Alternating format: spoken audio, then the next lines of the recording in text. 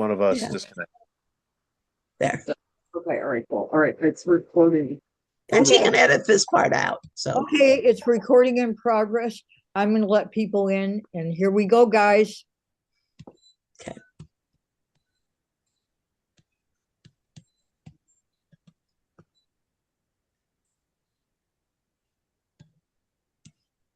Okay, what do I? Oh, I admit. Okay, admit.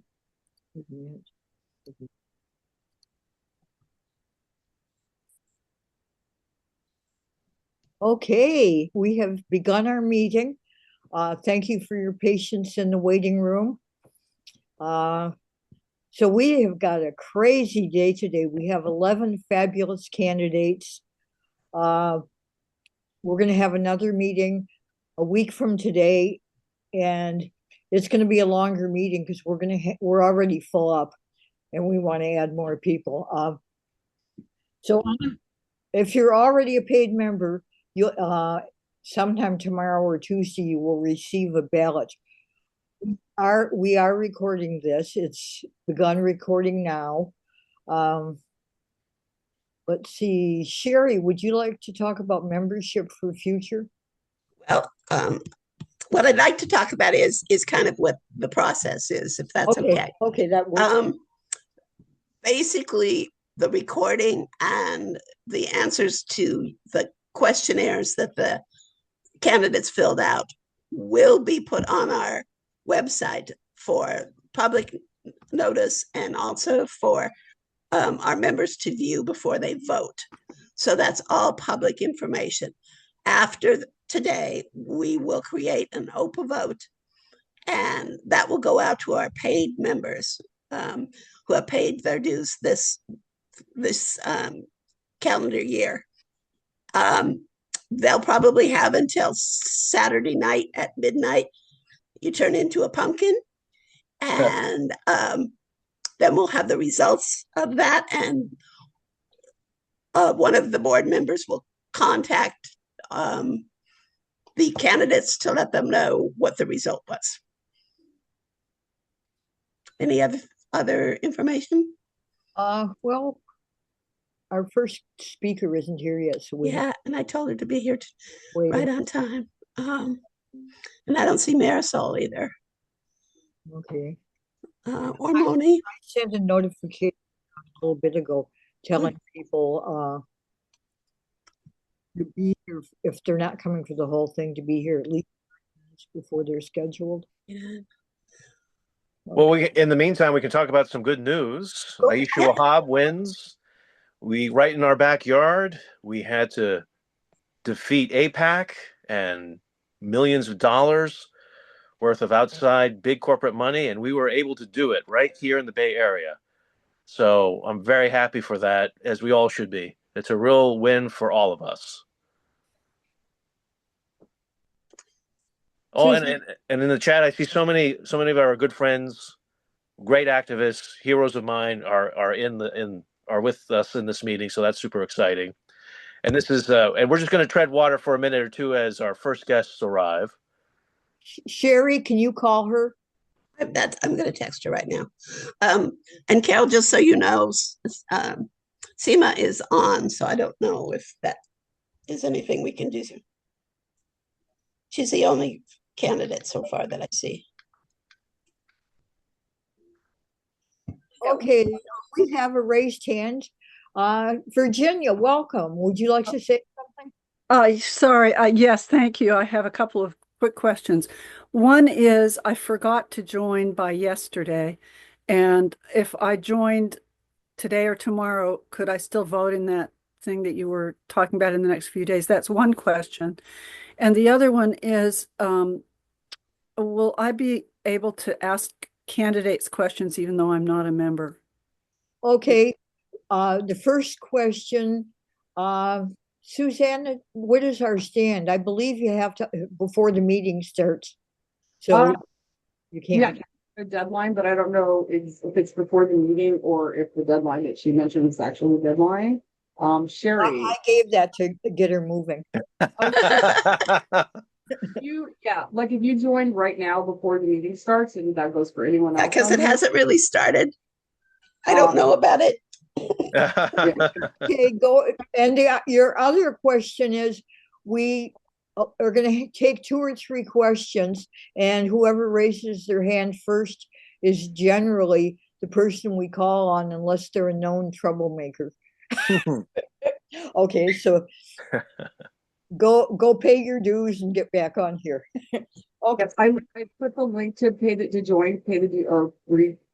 dues. And that actually, let's be fair, that goes to everybody. Sure. So Yeah. if you haven't paid your dues this year, get on there real quick and don't tell me that you aren't before today. And you can vote on the Oprah vote. And most certainly, you'll certainly be able to vote for our next slate of candidates, which is coming up very fast in 1 week. So all the more reason for you to pay your dues now. Yes. Okay, so Sherry, have you called her or texted? I texted her. Can you guys put a link in the chat? So yeah, that's where good. Yep. Yeah, go the ahead and link check is the in the chat. chat. Join here. Yeah. Yeah. Okay, I'm gonna do that. Carol, do you want to start with Seema? Yeah, absolutely.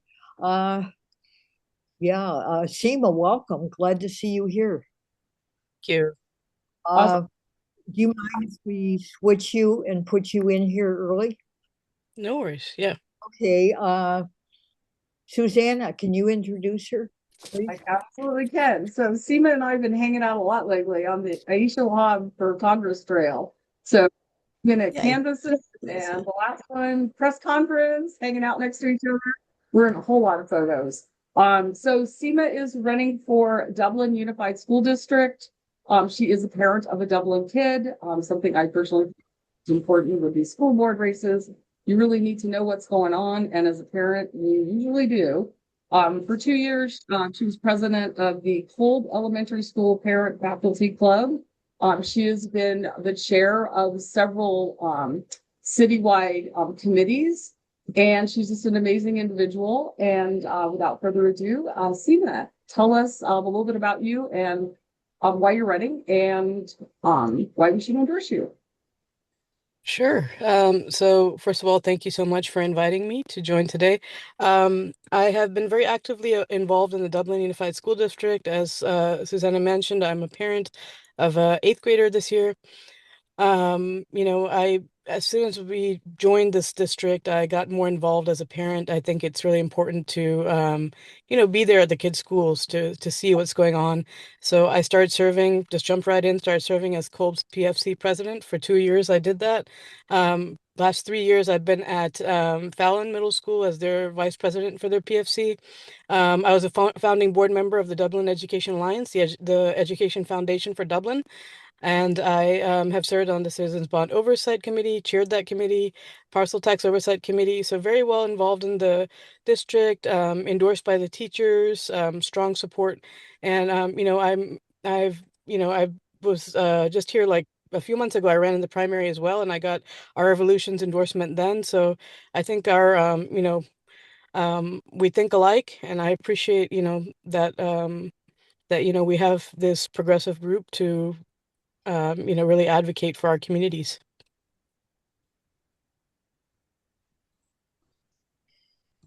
Awesome. Thank you so much. And now also candidates, make sure and drop your campaign info, your donate to me info into the chat so we can all help support you. So does anybody have any questions for Seema? Well, Yeah. seeing no I see a hand. Mark. Me too. Do you have any challengers? I do. I am running against the incumbent. He's been there for 10 years. I believe that there's a need for change in our board. He's no longer a parent. While I respect the work that he did, I feel like the last 4 years he's been a little bit more checked out, and I feel like we need more of that representation for our community. Being so involved currently in the schools, I think that I would be a good candidate. And our community is really coming up and supporting me and standing behind me. Thank you for that. Awesome. Oh, I see Sherry's hand. And then I have a question too, Sherry. Sherry. Seema, I kind of always ask people, what would be your number one priority if you lived in a perfect world and could get your first wish answered? What would be your number one priority to improve Sure. Dublin schools? My number one priority, it will and always will be student advocacy and making sure that our students feel safe, they feel welcome, no matter their race, their religion, their gender, that our schools are really advocating for these kids. I live like just a couple blocks away from Emerald High School, and there's been, several, I think that's four too many suicides in the last year. And that shows me that our students are not being advocated for. They're not finding the right resources. And I want to make sure that, that we don't run into anything like this ever again, that the kids don't feel like that has to be the last resort. And, making sure we're supporting their mental health, that we're supporting, advocating for them, that, yes, we all have to do well in school, but, we don't want that competition and that pressure to create this kind of vibe in our schools. Like, it's just that would be my number one priority, is advocating for them, making sure they have the support they need. Awesome, Sherry. That was my question. So perfect. 2 for 1. And one more question. Jolanta, I see your hand up. Hi. Seema, we just heard what you'd like to, in a perfect world, what you'd like to accomplish. I'm just curious about, because I'm not very aware of the issues, in your city and in your district. So maybe you could tell us, what do you see as the biggest issue right now, and how do you plan to address it? Absolutely. Like most districts, a major issue right now is budget. There's been a lot of budget cuts. And I've been working towards that already. I bring a lot of fiscal responsibility through and fiduciary responsibility through the, Citizens Bond Oversight Committee and the Parcel Tax Oversight Committees that I've sat on. I've also, done a lot of fundraising and finance for many different boards. So happy to bring all that to the, Dublin School District to help really scrutinize these budgets and making sure that, we're really making use of the funding that we get, and scrutinizing where we're putting our money, right? Making sure that it's students that we're advocating for. Awesome. Thank you. Okay, we are out of time for more questions, but Seema, we're going to give you a minute to kind of close us out. Yeah. So, like I said, very grateful to be here with all of you. If elected, my priorities are to, one, to make the Dublin schools safe and welcoming for every student, to advocate for every student, to partner with our educators, make sure they have the resources that they need, whether it's small class sizes or, more resources and support, making sure I'm there for them, making sure that we have great facilities and schools that are welcoming and that are safe. And, if elected, I, vow to be your progressive voice in the district and make sure that we keep ICE out of our schools and out of our cities, and all those things, making sure that bills like AB 715 are advocated against when we have, like, people coming up and trying to, like, force literature on our kids that doesn't represent everyone. I really hope to serve this community in that way. Awesome. Thank you so much. And all the candidates are on here. Mark Van Landa is. Okay, go ahead. So, coming up. Carol, back to you. Well, I want to know, does anybody else hear this music pop up? Yeah, that's the timer. Oh, okay. That's the timer saying your time is up. Oh, It's nicer than saying time in a very way. Time. okay. Malia is here. Here, So yes. We're going to be kind of behind schedule the rest of the day now, but the way it goes. Okay, Sherry, you want to introduce her? Okay. Well, it's really good that I can only talk for a few minutes to introduce Malia, because Malia and I go very far back. I actually, one of the first campaigns that I worked on when I moved to the city of Alameda was for Malia to run successfully for city council. And she knocked on, I think, every single door that she could knock on in the city of Alameda. She served 2 terms there. And for people who don't know about Alameda, it's a very much of a microcosm of the politics kind of the whole country. It's very split, almost down the middle between a progressive element and kind of a more conservative element. So the mayor of the city of Alameda is actually sometimes the deciding vote on a lot of issues. It's a very important position, and I'm so proud to introduce my friend, Malia Vella, for mayor of the city of Alameda. Malia, you have 2 minutes to introduce, 3 minutes to introduce yourself. Then we'll ask about 3 questions, and then you have a minute at the end to sort of wrap up. Thanks, Sherry, and thank you for having me on tonight. As Sherry mentioned, I was on City Council. I served 2 consecutive terms, was the highest vote getter in the city of Alameda, and I think, as Sherry mentioned, that's a microcosm of many things, but it is certainly evidentiary of the fact that people want authentic leadership that really directly acts on what their needs are, not on special interests, not on what the developers want, but really is responsive to the basic needs of our community. When I was first elected in 2016, I ran with a really grassroots campaign, community-based. Sherry was one of my many volunteers. I knocked on many doors, 3,800 doors between June 1st and November, the first Tuesday in November. And, in many ways, the issues are the same then as they are now. It's just that everything is now amplified because all of those things that we were worried about in 2016, we've seen come to fruition at the national level. Tensions are high. Affordability is an absolute crisis. Climate change is no longer existential. We are living it every single day. I'm running as mayor, running to be the next mayor of Alameda, because I want to make sure that the agenda is the people's agenda. I want to make sure that when we take items before the council, we are prioritizing things like housing, social housing, making sure that these become a reality, that it's not just something that we pass in theory as part of our RENA numbers, but that we build for the future that our children deserve and that all people in Alameda deserve. I was proud to get projects through that had a PLA, including good labor. We have a citywide PLA. People told me I couldn't get that passed. We got that passed. People told me we couldn't get meaningful rent control. We got that passed. People said Alameda could not become a sanctuary city. That was the first vote I took on city council. I want to make sure that we build on that we pass an ordinance that protects all public and make sure that there can be no civil immigration enforcement activities in those spaces. I want to do that on day one. I do not want to wait.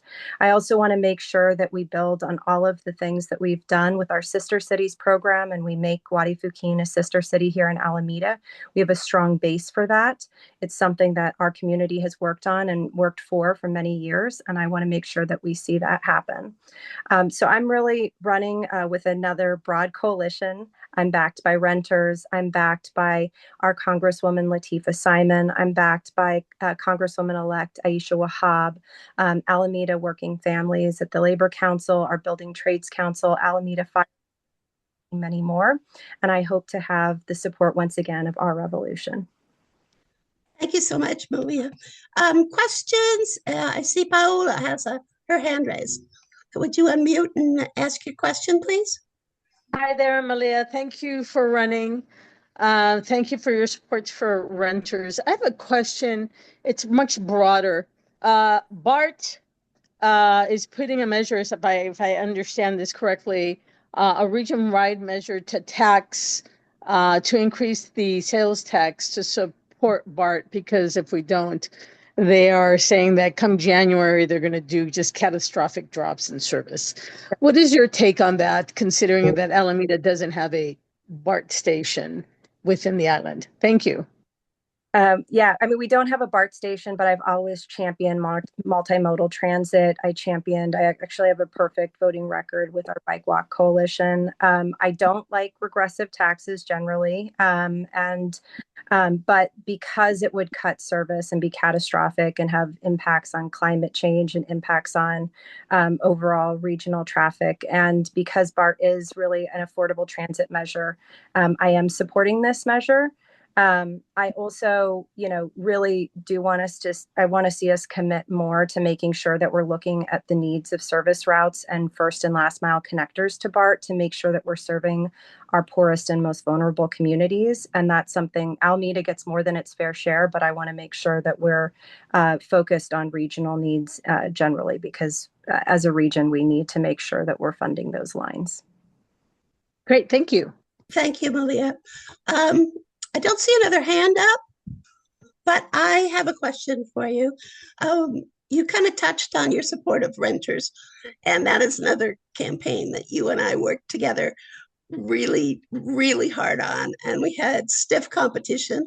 It almost was a David and Goliath situation where the big money we had, they had over $1 million, and I think we didn't even make 100,000 on our side. So do you want to talk a little bit about how your feeling is? Because I think it's still true that there's more renters in the city of Alameda than there are homeowners. There's just under 60% of Alameda and are renters. And, a lot of people here today don't remember the fights. Literally blood was spilled at City Hall. Meetings were lasting until 4:00 in the morning. As a council member, I pushed to actually have our meetings moved up to make them more accessible and to allow for folks to zoom into those meetings.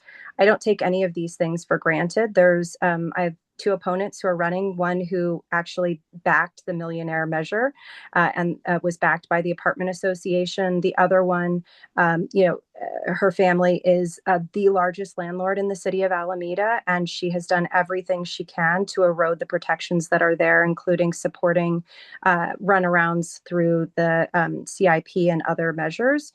So, I don't want to take these protections for granted. I voted to extend them actually to our floating others.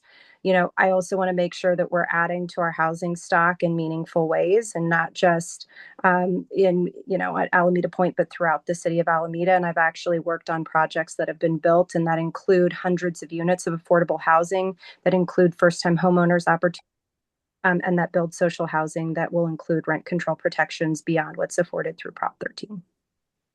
Thank you so much. Do we have any more questions for Malia? Going once? Going twice. Thank you so much, Malia.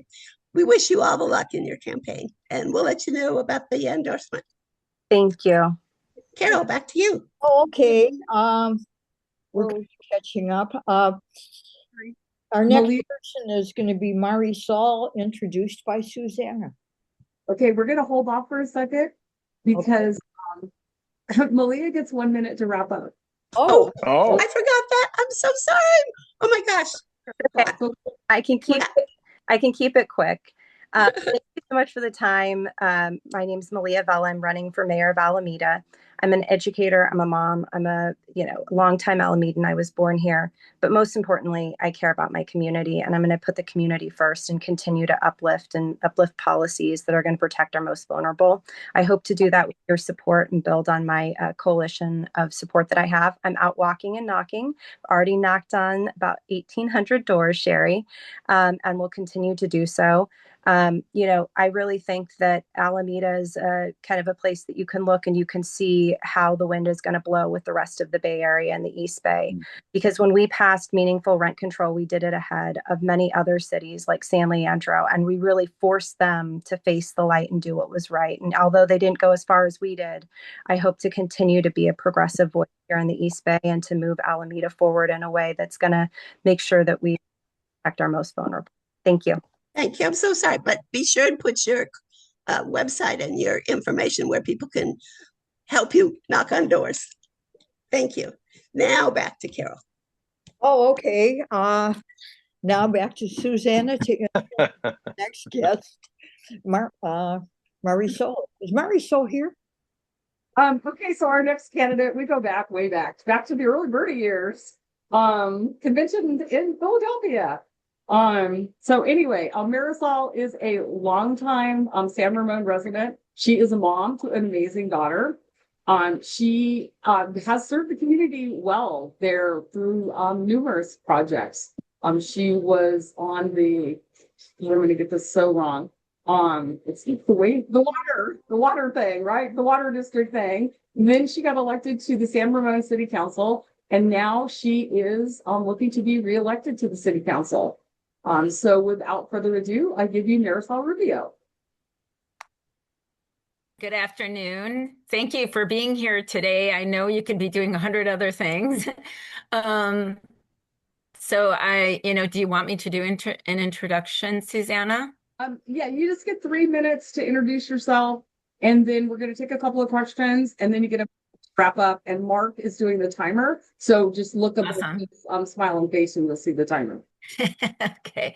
All right. So, as mentioned, I was on the DSRSD, Dublin San Ramon Services Water District. It's a really long name. Don't worry. This is a water world. All those names are long. So it's not just you. The other thing, then I ran for San Ramon City Council in 2022 and won. And since then, I've sat on 20 regional committees, 10 advisory committees, as well as 3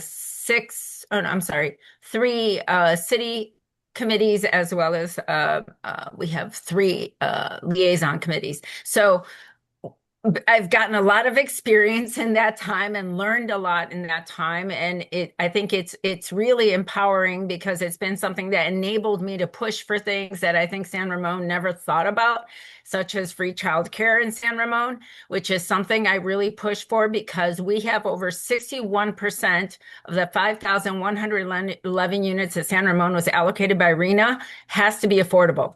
And the first thing that, while the developer was very thoughtful about including opportunities for upward mobility, like job training, education, helping people apply for schools, for grants, and for all these different things that would really help them.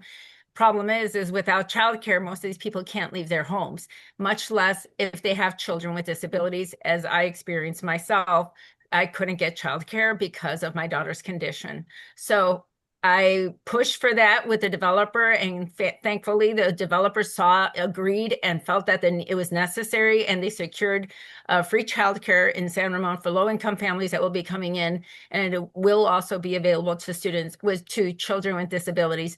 But this also addresses another problem that we have in San Ramon with under-enrollment in our school district, indirectly. Having younger families in San Ramon will help sort of backfill that. But the problem has been is that historically, families used to leave after their kids graduated. They're not really doing that anymore.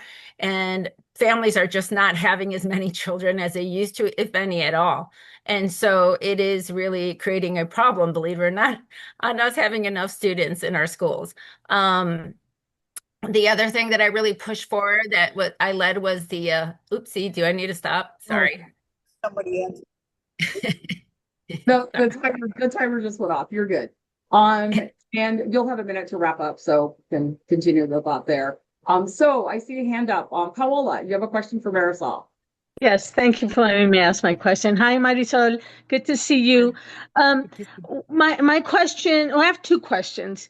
Can you share with us, now that you've been in this form of government, not from an administrative of a public utility, but now to city, what's been the biggest difference and the biggest challenge you've had in that sense, in that as being a city council member? And also, can you discuss any wins you may have pushed through all those different committees and commissions that you are on because you are a city council person? Yes. Yes. So I think the biggest challenge, what I learned right away was, number one, we have a lot more face time with the public.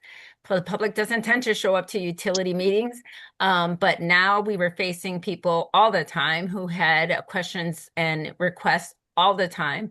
And I think one of the biggest challenges, I think, has been being able, for example, we have a lot of housing being built, and people are just, oh, what are we going to do? Traffic, even though San Ramon, relatively speaking to other cities, we really don't have a traffic problem, but it's all relative, right? So people are worried, oh, what are we going to do? It's going to get crowded, all these different houses. How come all this housing is being built in the city core? Can't they move it somewhere else? And it's like everybody's trying to push somewhere, but they don't understand the laws, and they're not really understanding the logic behind that, why it's important for us to prevent urban sprawl and to build in do mixed infill development in the downtown core. So I think that is the biggest challenge. We're pushing my staff pretty aggressively about this, because I feel that the community needs to understand and see what we see to fully appreciate what we're actually doing and why it's important. That's what I think is one of the greatest challenges we face there on the council, in my council. I think the other thing is in terms of the regional things, we did push for youth ride free in Contra Costa County. We had 2 summers back to back where we were able to give free ridership to all youth. We did not card them. We did not request for them to give us an ID or anything. Basically, if they're young, we let them ride free, because the point is if the buses are making stops, why not fill the bus, and get young people accustomed to riding public transportation. I think this is a reality that many of us are going to have to face. And so that's something that we need to get our young people on board, literally. And so the other thing is also I really pushed to make sure that our services were being improved in terms of paratransit. Sometimes there was miscommunication, long wait times between connecting rides. And that's not a good place for a person with disabilities to be, stranded or in a bad situation like that. So I really pushed to improve some of those connection issues that we had. And then let's see. Oh, sorry, Paola. I was trying to remember all the different things. That was good. Thank you very much, and good luck. Thank you. Sherry, you have a question? Marisol, I've started concentrating on renters. You're building all of these new units. What kind of protections do people who rent in San Ramon have? Do you have a safety net for renters? And do you have just cause eviction laws? And where does that stand?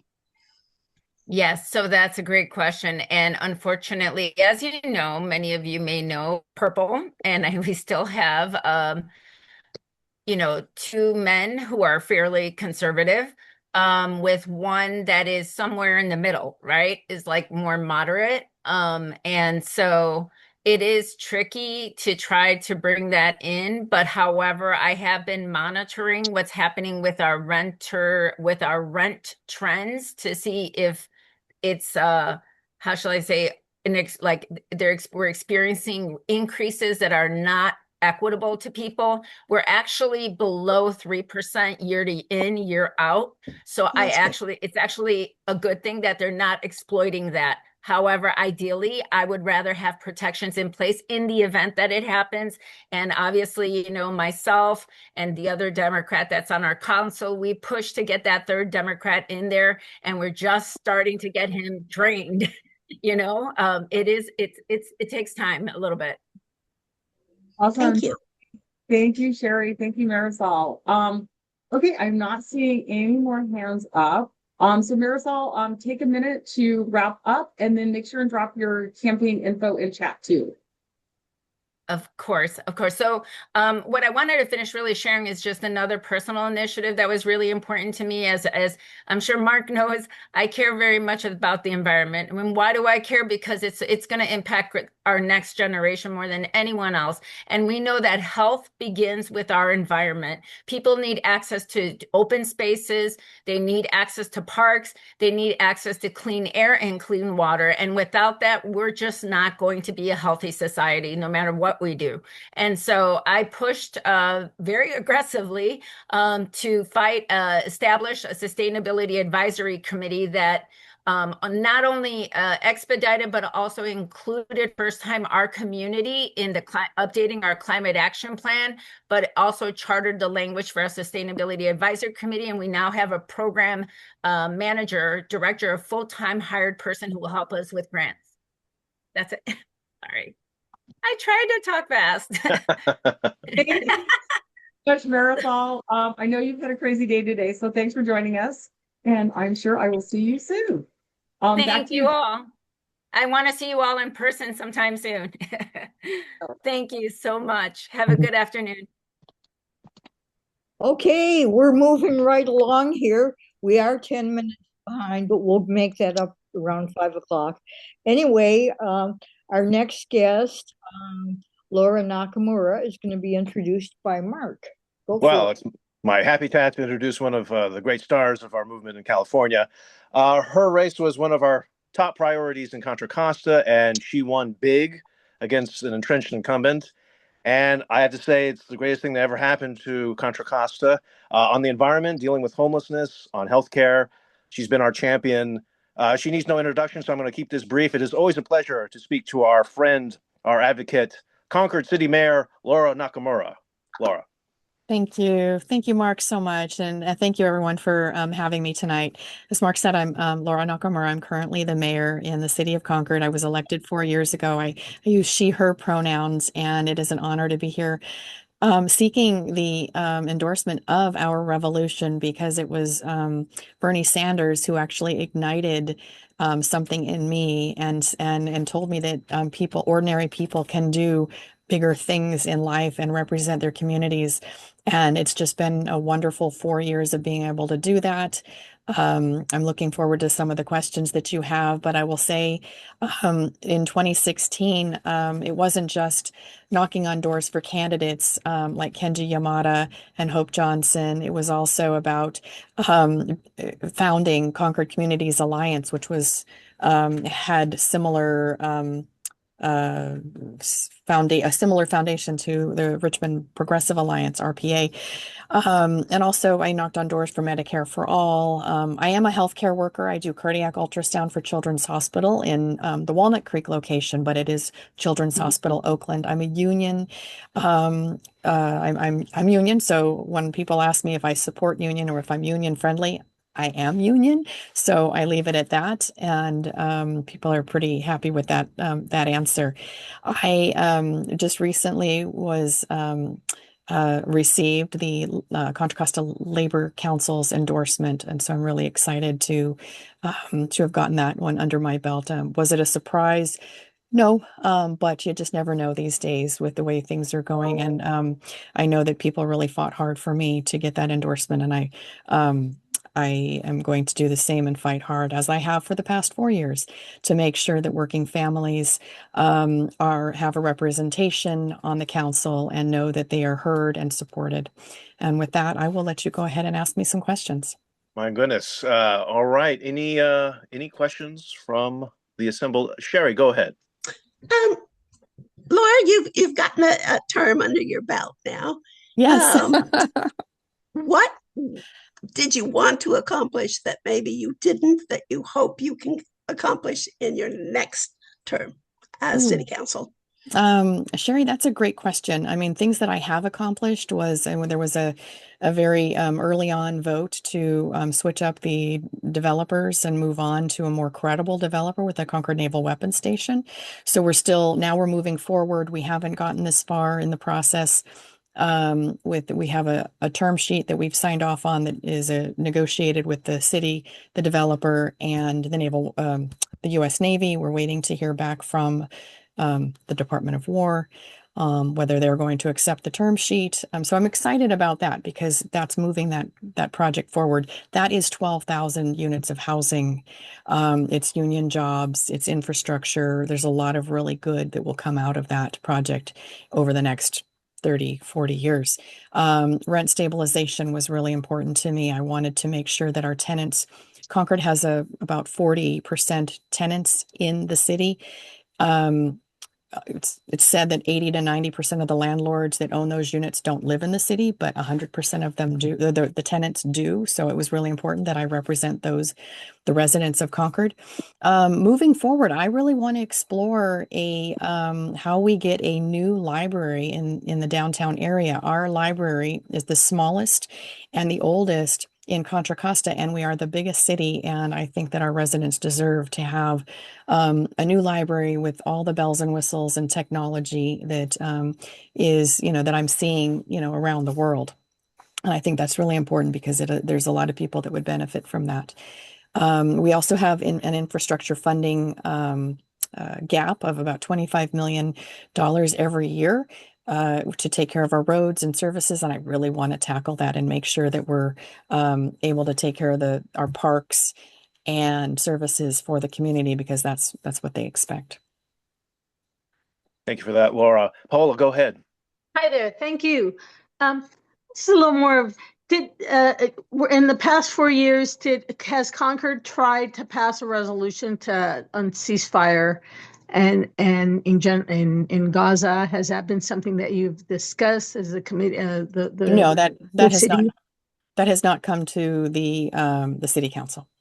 Would you consider bringing something, just a resolution to say we don't want this war in Gaza, we don't want genocide happening? Is that something that, do you hear the community speaking about that? I hear that. What I do hear is the community speaking up about wanting our investments. Divestment. Well, no, not divestments, but having our investment policy. Let me finish my question here, or my answer. Having our investment policy analyzed to see if there are any changes that we can make that might be more along the lines of a socially responsible investment policy. And what happened with that? It went to committee, and it died in committee. Oh, I think. Okay, thank you very much. Laura, you have 1 minute to finish us up. Oh gosh. You guys are moving quick. I'll just say it's been an honor to serve on the city council. I would love another 4 years. I would love to have the support of our revolution. Bernie asked us to organize, and I organized. He asked people to run locally on school boards and city councils, and I did. And I'm really excited that I listened to that message. Ahead of me is a really strong, big fight. I am knocking on doors, but I was outspent 4-1 last time. I expect to be outspent by even more this time around. People have more. I have more votes to prove that I'm a progressive, and I am unapologetic about that. And I want to continue to move forward and make sure that we are taking care of the families in our community and the values that align with our revolution. Perfect. Thank you, Concord City Mayor Laura Nakamura. Thank you for making the time today. Back to Susanna. Thank you, everyone. Oh, I think we're back to Carol. We say we're back to Carol. Oh, we are? Can be back to you, because I'm just going to say that you're going to introduce our next person. I'm not on the JOB today. I've been a little busy this last week or so. So Aisha, I'm going to be using that as my excuse for the next few weeks. That was a crazy ride.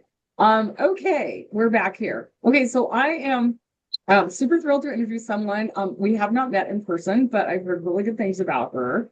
And I am going to introduce her as Moni G, because I am not going to attempt the last name there, because I am going to absolutely butcher it. So she has spent a long time on the California Public Utilities Commission. She's worked on economic policy, poverty alleviation, fraud investigation when it came to our good old utilities. She's also been a K-12 educator in Oakland, and she was a journalist in Bangladesh. She's a Yale University graduate. And without further ado, I give you Moni G. Thank you for that very thorough introduction. You're doing my job for me. I appreciate that. Hello, everyone. My name is Moni Gangopadhay. I am running for City Council in Berkeley's District 1. I'm a longtime policymaker. I've a couple of decades of policy experience, and yes, I was once an Oakland Unified School District teacher, and long before all of that, I was a journalist. The bulk of my policy experience has been in California.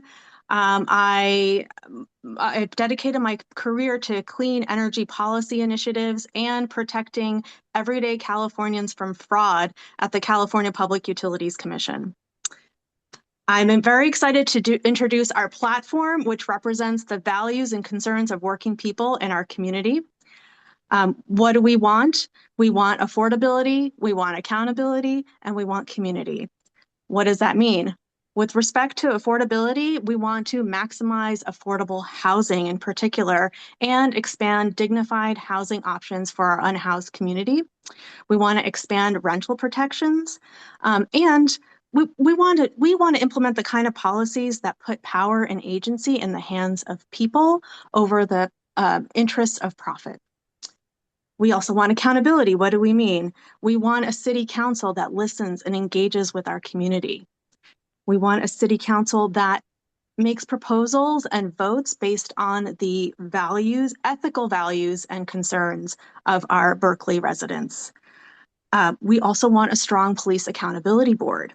And we want high quality city services that are delivered in an equitable way. For example, paved streets and sidewalks so that we can move through and walk along our streets in a safe manner. 3, what do we mean by community?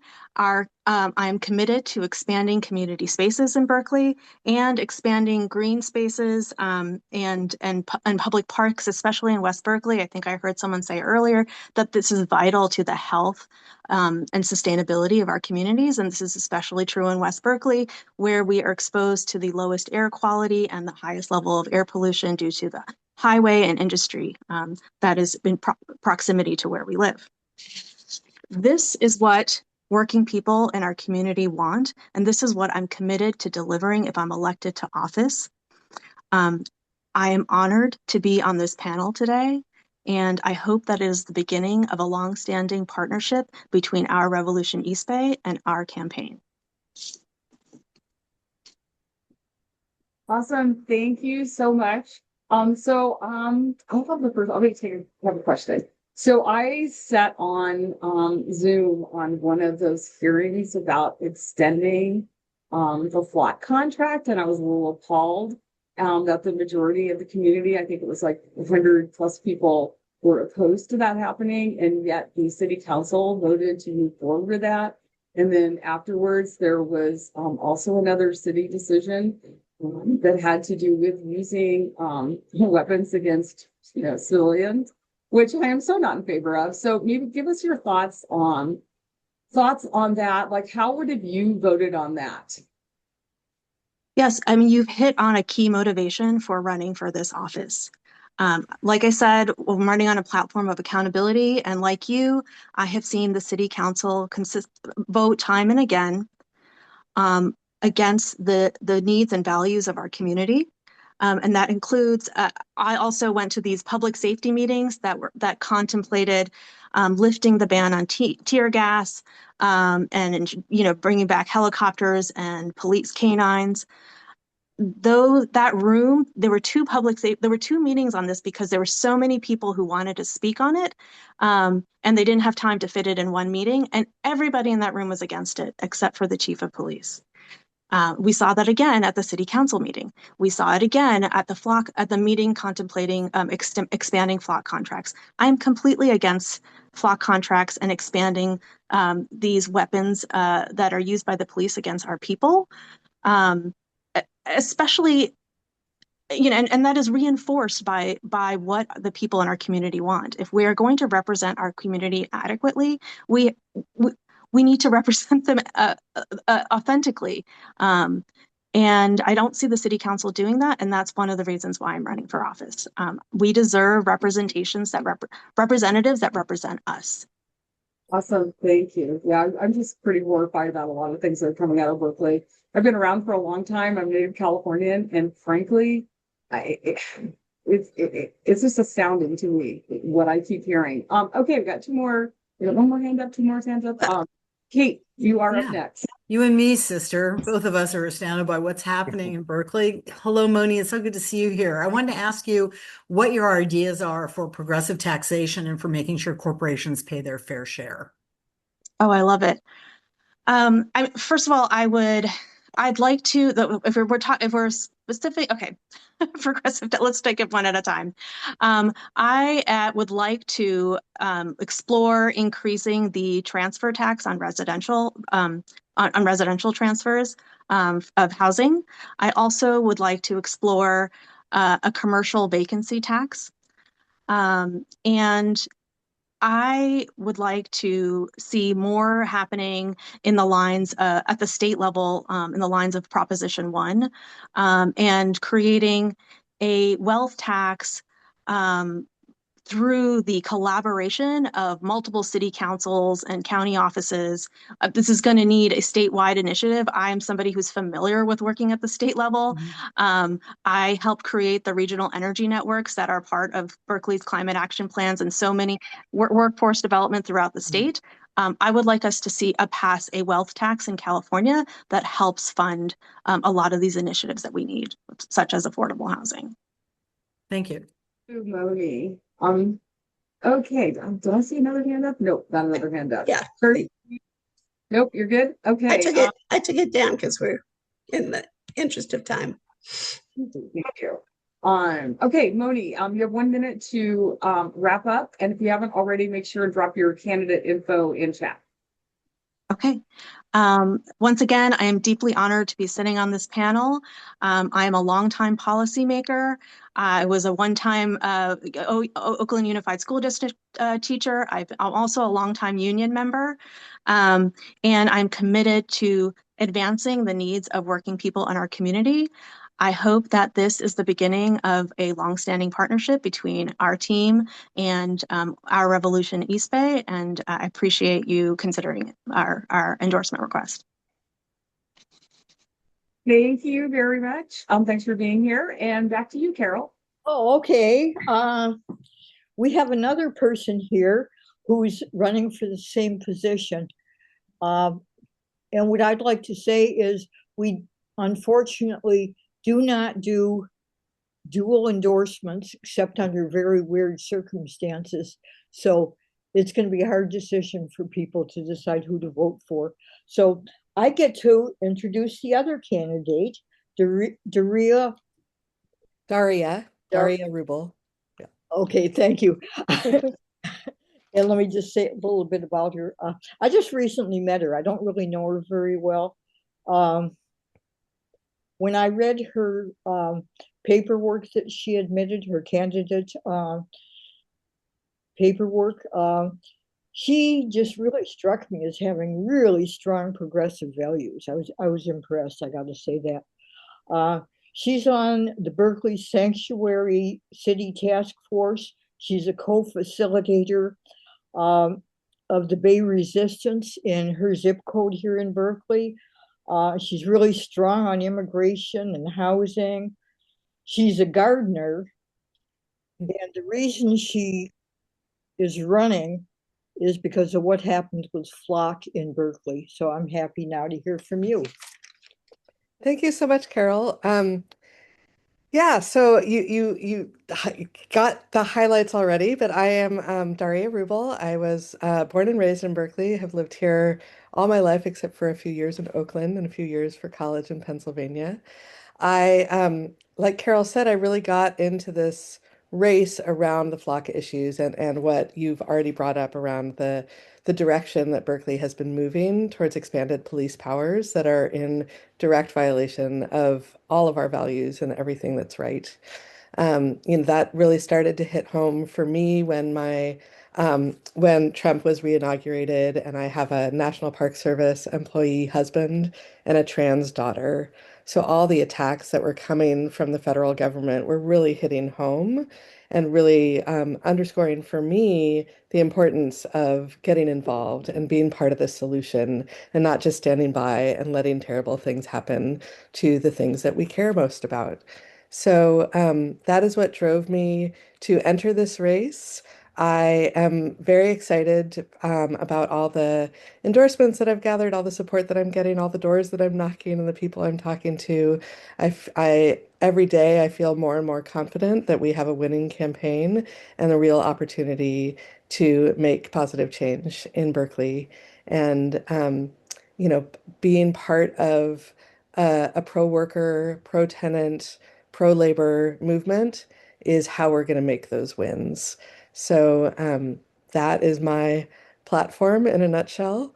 We have in Berkeley been presented with these dialectics, like we have to choose between more housing and tenant protections, or we have to choose between paved streets and social services, or we have to choose between public safety and civil liberties. And I reject all those dialectics. I believe that we can have it all.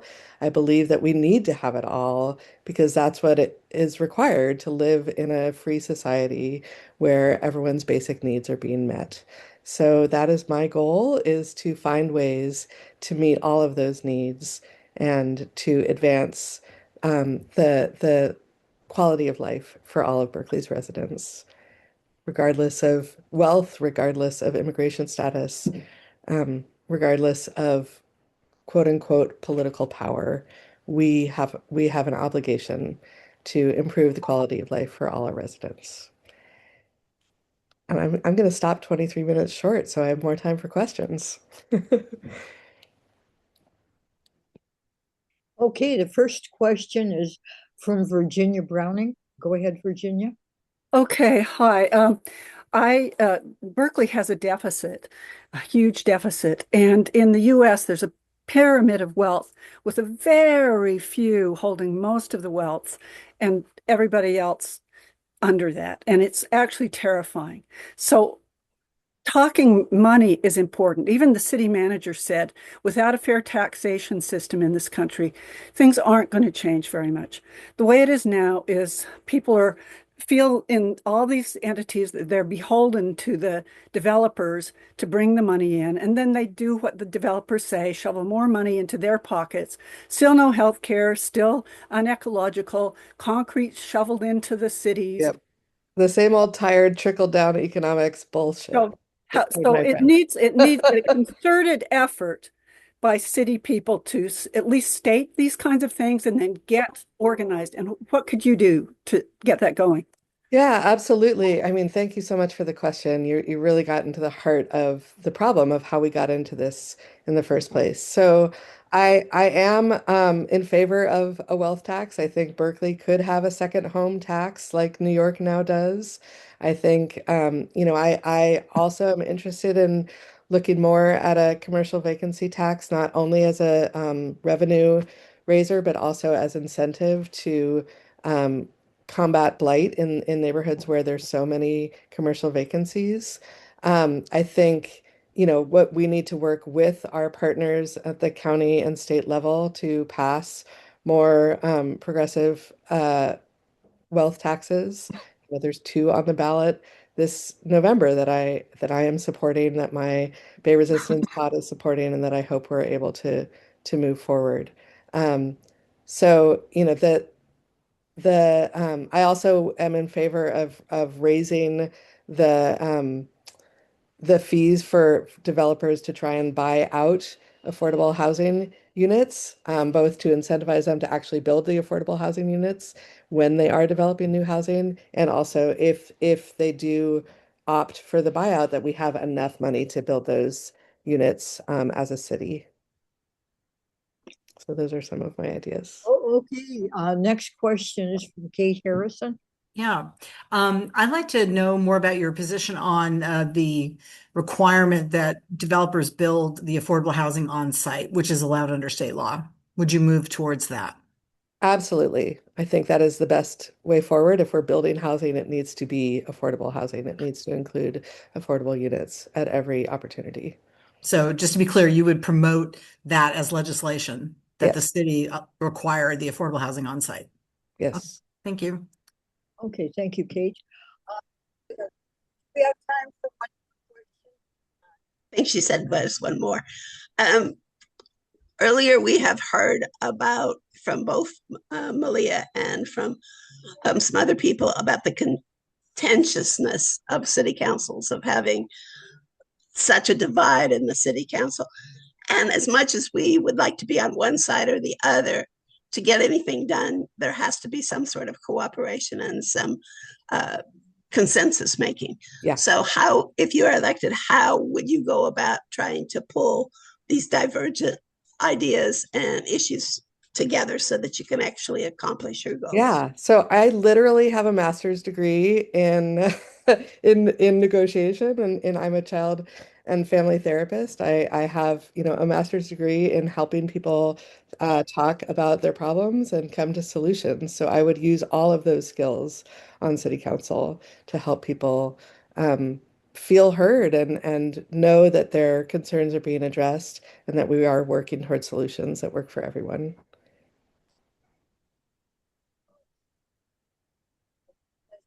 Very fancy music. Thank you all for your time. Should I move on to closing statement? You have 1 minute for that. Okay, great. So, yeah, I mean, I think that last question really drives the heart of what makes me different from the other candidates in this race. Berkeley is very divided. We have a council that on all the important issues is voting 5-4 with a moderate majority. And this seat, this one race in Berkeley for District 1, is the only race that has an opportunity to flip that in a progressive direction. So, it's super important that one of the progressive wins. And I think that the skills that I have around negotiation, around compromise, around making, helping people reach consensus, those are skills that this city needs more than ever. And I am proud to be able to offer those in service to our city. And I hope to do that with your support. Thank you all so much. Okay, thank you so much. Okay, we are moving on to another candidate now. Okay, Seema, we heard from. We now have two candidates that are running for the same seat in Oakland for the city council, and both of them will be introduced by Mark. Oh, all right. So we're talking about Oakland City Council District 2. And that's Lakeshore and East Lake and Jack London Square, that area. And the first person we're going to hear from is someone we proudly endorsed in the 2024 election. She had first caught my attention with her work at the U.S. Department of Transportation and I forget the name of the Reconnecting Communities program, I think it was. Yes. And we're very happy to have with us and for me to introduce Oakland City Council member Charlene Wang. Charlene, welcome. Hey everyone, nice to see everyone. How's it going? Go ahead and introduce myself. You have 3 minutes to introduce yourself, Okay. 3 minutes for a question, and 1 minute for a closer. Okay, awesome. Sounds good. Hey everyone, it's an honor to come before you and just seek Our Revolution's endorsement. I've been in office for just a little over a year, and it's been a productive year. I've actually been, I think, actually objectively the most prolific city councilor, city council member. I've authored a number of landmark legislation. I actually authored what is California's very first municipal sex trade / human trafficking survivor support bill in the entire state. This is really around penalizing the pimps in order to actually provide services to the women and girls on the blade, where my district is highly affected by the commercial sex exploitation of minors. I've also authored Oakland's new sanctuary city law, which is just around strengthening our protections for undocumented immigrants, making sure that every service is available regardless of legal status, codifying the ICE-free zone. So regardless of who's mayor, we have that concept in place, and also further strengthening the fact that OPD cannot cooperate with ICE. And in fact, after my legislation passed, OPDs was forced to relook at their ICE policy that is currently going before the police commission. And finally, I've authored Measure FF and placed that on the ballot. This is a measure to actually essentially tax what is the corporate acquisition of distressed real estate, and should bring in just 6 months alone. This is poised to bring about $25 million in revenue. It's also counter-cyclical revenue. And so when our economy is challenged, that's when our revenues always shrink, but it's also when the demand for social services always goes up. And so I've authored a bill that is actually hopefully going to change that. So really proud of the work. I've only been in office for 1 year. And so my ask is I would very much like the opportunity to continue doing this work. I have the endorsement of the entire city council, Mayor Barbara Lee. I know I'm ready to hit the ground running, to do productive work. I have the highest favorability of any Oakland City Council member. And I just ask because I've also done so much progressive legislation that I have the backing of our revolution. Thank you for that, Charlene. We'll go to questions, and Paula, I see that you are first. Thank you. Thank you very much for being here, Ms. Wang. I do notice in the media that you get a lot of play, and a lot of information being provided regarding your work on trying to help the people who are being trafficked. I've also heard that some efforts have been made to kind of move the traffic off of the blade, and now it's gone into neighborhoods. So can you share with us data about how successful your campaign has been? How many people have you been providing services to? How many of these, Johns and pimps have been prosecuted or are being prosecuted right now? Thanks. Yeah, absolutely. I don't have the data on the number of women who are being providing help. We did increase actually the amount of funding that was going through Measure NN substantially. There just was not as much focus on human trafficking.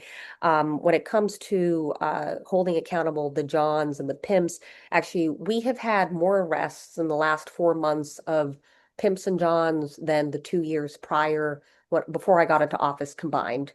And so that's also coupled with the legislation that I wrote, which is to say that, criminalization is not enough, but it's to say, as we go out and these arrests are made, we also need to use this actually as a source of funding to actually help the women and girls to get exit services, therapy, job training, housing, right? That's all critically important. The media has made a lot of hullabaloo about this whole, there's a traffic diverters intervention that we're trying. That to me is not my sort of landmark accomplishment, but I'm really doing it in response to the community's ask who have pleaded with me to do something more. This is only transportation funding. I cannot use it on anything else. And so it's one of those things where I'm open to trying it. I think it's important to try things when we're not seeing as much progress as I'd like to see. And in Houston, actually, the use of traffic intervention, this is crime prevention through environmental design. So not just using OPD, but using traffic interventions actually significantly reduced the human trafficking by actually 60% on their blade.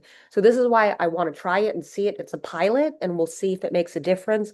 But as noted, this is not the one thing that I'm doing. I see it as part of a suite of just tools that I'm using, interventions to try to actually do something and make sure that Oakland is no longer what is known as the child prostitution hub of the Bay Area. Like, that is totally unacceptable, right? This is a moral calling that we need to stop this.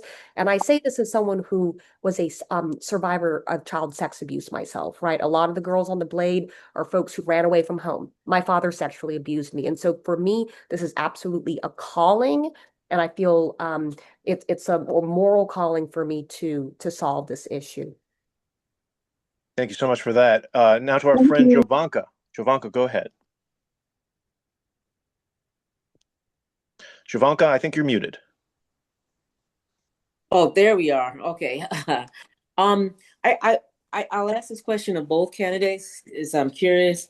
Charlene, what makes you different than the other candidate? What's the difference between you, and why should we endorse you and endorse you? Absolutely. I would say that for me, I bring about 15 years of working actually in public administration. So it's the know-how of getting things done, and also the track record in the last year of showing being prolific, right? And actually getting things done. I think it's one thing to have the values. I think it's another to actually be able to get in what is sometimes, I would argue, a more moderate council, right? There was a lot of pushback on my ballot measure, but it's through my relationships, right? And being able to get things done that the ballot measure that I discuss actually got placed on the ballot. I would say too that in every corner of District 2, community leaders have also endorsed me because they just, I'm not just a policy wonk. I think I'm like that. No, I'm out in the street like all the time, just getting stuff done. Thank you. Thank you so much. And thank you so much, Oakland City Council member Charlene Wang. Thank you for being with us. Yes, And we have one more, actually, apologies, you have 1 minute to wrap up. Okay. All right. Thank you, everyone. Thanks for listening to, everything that I've accomplished over the last year. I see our revolution is a real partner. I see is the next 4 years, if I get into office, my goal is to really, as we've sort of been able to clean up some of, the basic quality of life issues here in the city of Oakland, like illegal dumping. Now with AI and everything coming to the Bay Area, affordability is really top of mind for me. In the last year, I've already been working on a number of things like reducing impact fees, the legislation I mentioned in order to help bring about a more affordable Oakland. But this is going to be my focus. And I really would love and would be honored to have the backing of our revolution to say that this is a candidate that is representing working class folks in the city of Oakland. Thank you so much, Councilmember Wang. Really appreciate it. Thank you. Of course. All right. All right. And now we're going to hear from the other candidate, the challenger to the incumbent. The person we're going to hear from next, he's worked with the Richmond Progressive Alliance. He's been a fellow organizer against FLOC and Trump's surveillance state in our communities. In his campaign, I've been particularly impressed with his clarity of message and clarity of purpose. I'm excited to introduce former co-chair of the East Bay DSA, running for Oakland City Council District 2, Nate Adams. Nate, go ahead. Good afternoon, everybody. Really appreciate you having me here. My name is Nate Adams. I am a community organizer where I have organized for years, and I am the former co-chair of the 2,400 member strong organization, the East Bay DSA. As a tenant organizer, I've helped organize neighbors, including my own, in my own apartment building against landlords who were violating our rights. As a labor organizer, I supported and trained and organized alongside workers through the Emergency Workplace Organizing Committee, where workers were able to organize against bosses who were withholding wages, harassing workers, and otherwise mistreating the employees at their workplace. I'm running with a lot of clarity because I am sick of hearing stories like my former neighbor, who was a teacher, who got priced out of Oakland, the very place that he grew up. And I am sick of hearing stories of one of my close friends and mentors who, when she and her husband were trying to buy their first home, they were outbid by a corporation who put all cash down with no contingencies. And someone who's on my own team who tripped on a buckling sidewalk and broke her arm. And right now we're sort of in a political moment, and an incredibly important one here in Oakland, where you have corporate real estate investors and big tech executives who are becoming more and more organized and amassing power in Oakland. And I want to just cut through the most important tension, right? Because when you're looking at a city, when you see questions of budgets, when you see questions of the policies being put forward, a lot of times there's actually a wedge going on, right? Where you have corporate interests and private interests who are fighting for one particular vision, and you have working people who are fighting for another. And I am so honored that the hundreds of people who have donated to our campaign are all working people, and I am the only candidate who is refusing corporate real estate money and corporate money in general. And so I am incredibly honored to be here with all of you, and where you have been doing incredible work as a movement organization. And I'd be honored to have your endorsement for our movement campaign. Thank you. Thank you, Nate. Any questions from the audience? Shy crowd. My goodness. Jovanka, go ahead. Jovanka, I think you're muted. I have no idea why this thing. Why is it always so hard to find the unmute button? Jeez, always makes you look like okay. Fill in the blank. Hi, Nate. I asked this question of your opponent. What makes you different? I did hear you say that you're the only candidate not taking developer money. Is that right, or something like that? That's right. Real estate investor money. Real estate investor. Okay, so then I can assume that yeah, they're just between all of you that are running. You're the only one that is not accepting. That is the only corporate free candidate. Corporate money also. What else besides that makes you different? Yeah, so the process through which our platform was developed is a process where we talked with lived experience organizations, we talked with unions, we talked with both leadership and the rank and file of different independent working class organizations. And we talked to our neighbors. And even before the campaign launched, we had deep interviews with 150 people in the district where we talked and learned about what are the problems that you're facing. And so when I'm running on a platform of slashing the rent, banning corporate land looting, fixing our streets, and filling 1,000 city jobs, these demands are coming directly, not just from me and what I think are the right ideas, but from the working people in my district. And that's what I'm fighting for.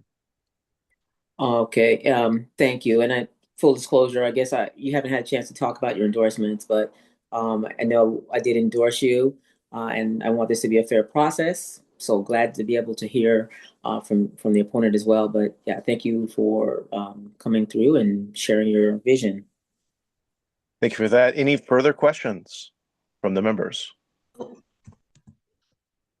I'm sorry, Mark. I thought Kate was going to ask a question, so I marked. Kate, go ahead. Yes, please. I was gonna ask a similar question, but I think I'll just be a little more pointed. Are there things in the last year of the current council member's tenure that you would have handled differently?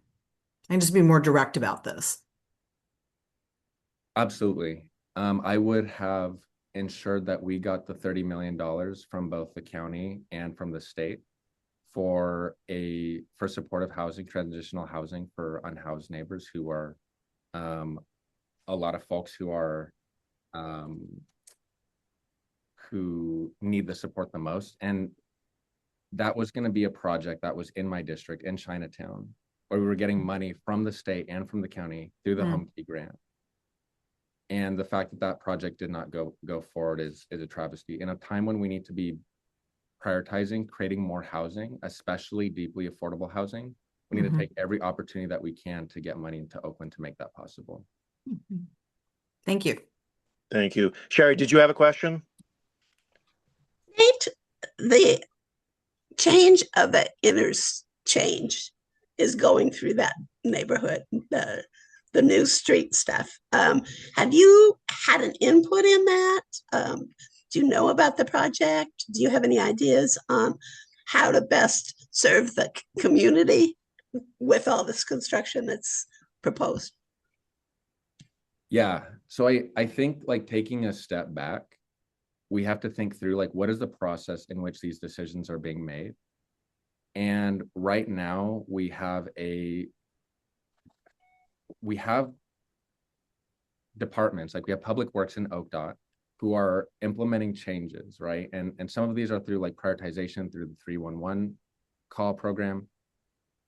But behind the scenes, there's politicking going on, right? And this is true in many cities, but it's especially true in Oakland, where you have vested interests who are channeling their demands in specific neighborhoods who want to be prioritized on certain projects and have their projects prioritized. And it's not an equitable process. And so big picture, if we want streets that are working for working people, the process has to be legible. It has to be coordinated with city workers, or we're getting out of their way. And it has to be led by working people. Nate, thank you so much. 60 seconds, wrap us up. Yeah, thank you so much for having me. Again, my name is Nate Adams, for those who I haven't had the pleasure to meet yet. I'm running for Oakland City Council District 2. I am so honored to have had hundreds of unique volunteers who have knocked on thousands of doors in my district. I encourage everyone, just reading the chat here, I encourage everyone to look at my donors and to look at my opponent's donors. It's public information on Oakland Disclosure. And yeah, I'm just incredibly grateful to be here today. Thank you. Thank you. All right, with that, I hand it back to Carol. All right. Well, we're moving right along. We have another Berkeley candidate here, Majdi Gaith. I've known him, I don't know, a couple years now. He was born and raised in the Bay Area, and he's lived in Berkeley several years. He's a Cal Berkeley graduate, majoring in political science. Let me see. He served on the Berkeley Peace and Justice Commission. Him and his wife and their small child are renters here. So renters' rights are one of the things he's very interested in. He also owns a small business. And I know that's been a struggle for a lot of people. Anyway, he's a dual citizen. He has both USA and Palestinian passports and citizenship. And he's running for District 4. And I'm very happy to introduce Majdi. Thank you, Carol. Hello, everyone. Good evening.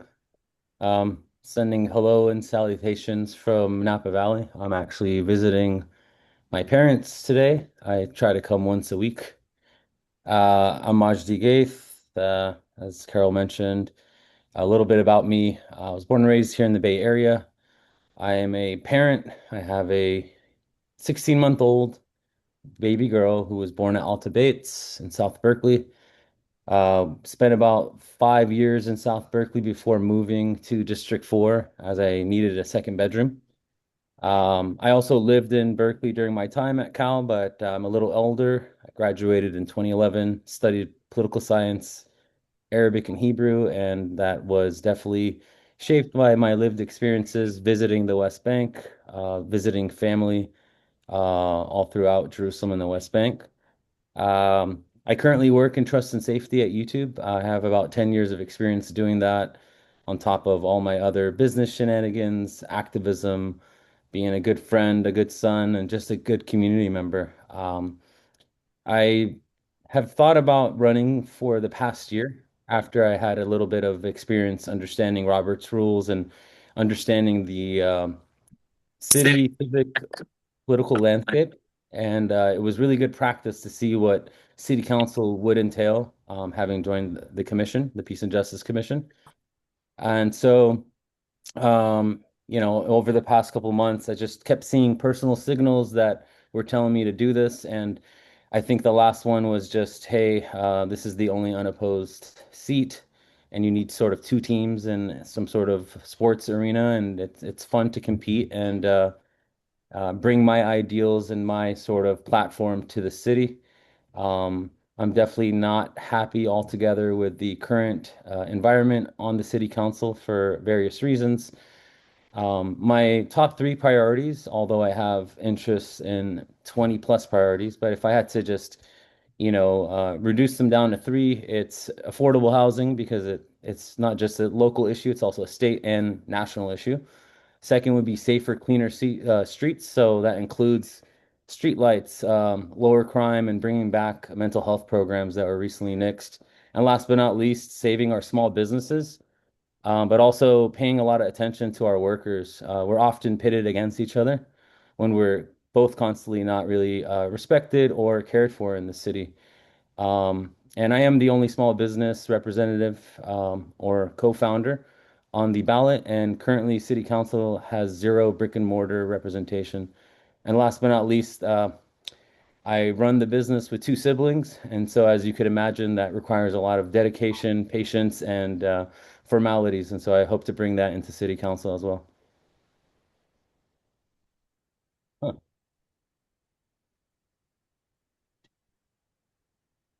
Perfect timing. Okay, we're ready for some questions. I'm sure there's some questions. Okay, Kate Harrison, you've got the first. Nice to see you. Kate. I enjoyed meeting you a couple weeks ago. I want to talk to you about your ideas for ensuring that we don't have a repeat of what happened on Center Street, which is in our district, where we lost all the small businesses and the development has not moved forward. What ideas do you have for preventing that from happening similarly throughout the rest of the city? Yeah, it's a great question.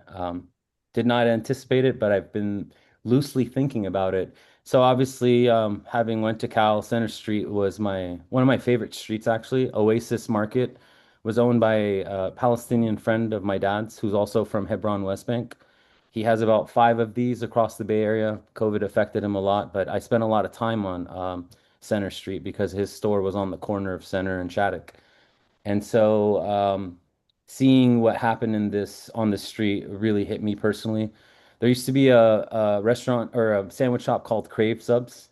Also, coincidentally, Palestinian owned. There's a lot of Palestinian owned businesses in and around Telegraph and Shattuck. And so a Chicago-based developer came in and bought those 2 buildings. A lot of what these developers push is this is affordability. We're helping people and students, sometimes residents, sometimes international students who are paying $50,000 at UC Berkeley, which the number has grown past, I believe, 10,000. And so these 3 developers sort of bought these buildings, upzoned, and then all the businesses were essentially kicked out.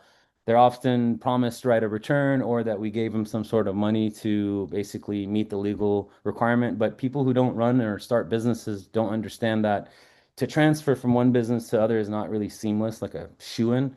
There's all sorts of things you have to deal with: fire, health, the city planning, your architect, and then there's no business continuity plan. And so you're actually losing money transferring. And then there's the grace period, which is negotiated with the new landlord. And a lot of these businesses are minority owned. And on top of that, they had legacy rents post-COVID to incentivize them. So some ideas I have is really scrutinizing I upzoning. texted both Cameron and Adriana.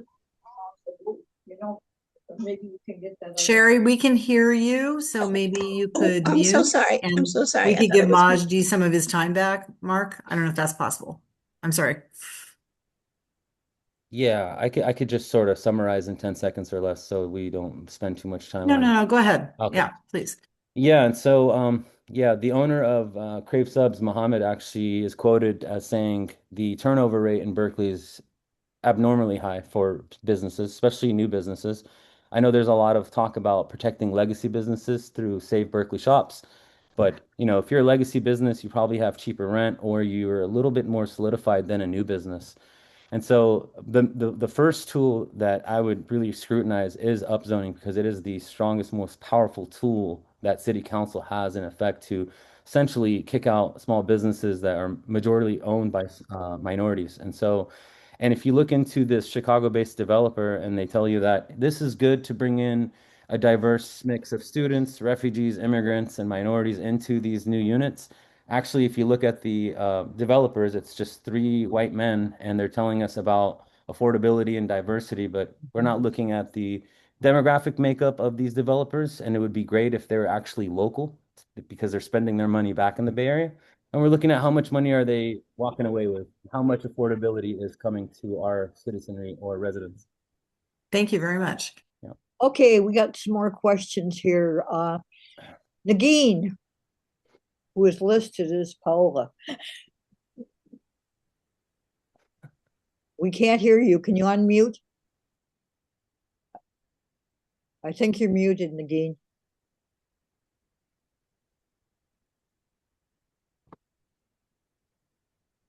Well, she's gone for now.